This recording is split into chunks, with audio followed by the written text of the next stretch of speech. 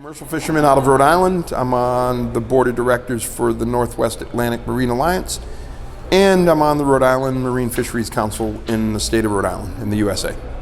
So my presentation yesterday focused on the similarities of the New England issues and the British Columbia issues being almost identical. So we have consolidation of quota, consolidation of vessels, consolidation of permits, corporate takeover of the fisheries, limited access for younger new entry into fisheries.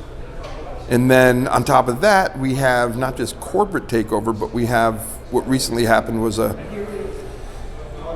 we had a hedge fund company buy permits from Carlos Raphael, who was a codfather who acquired a lot of wealth through illegal means and got in trouble, went to jail for it, but now he doesn't look like such a criminal because now a hedge fund company owns those permits, those boats, instead of local fishermen getting those permits.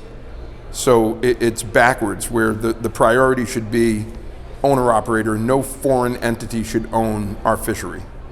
So that's part of it. The other part I talked about was entry into the fishery. I'm the young guy, one of the young guys. I'm 53 years old.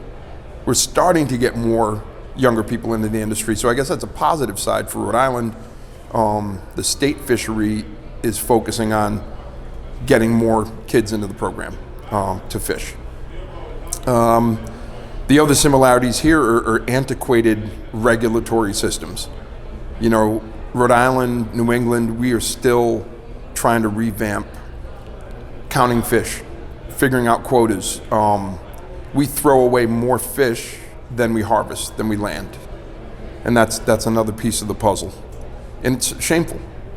Trying to think what else. Well, the other end of it too that came up here is similar to New England, and we have a high suicide rate among fishermen. We have serious drug addiction.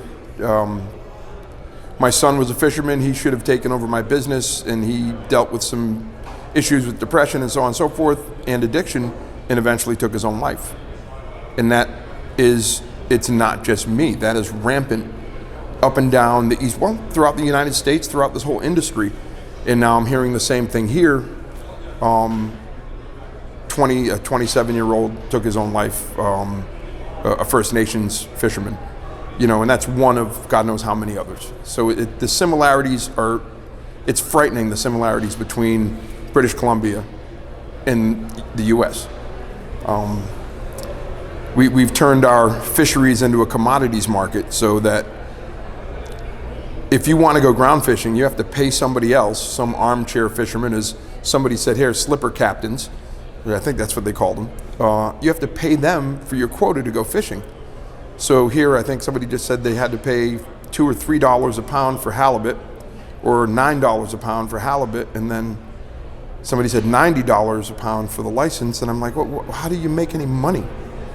You can't. Same in Rhode Island. You know, guys will pay for haddock or codfish, and then they come in and realize that they can't even pay their crew because somebody else owns the quota, and that has to change. The quota needs to be owner-operator. And we're talking about that in here. It's just the similarities. British Columbia in the US, there's not much of a difference, except I think your regulations here are twice as crazy as they are in the US.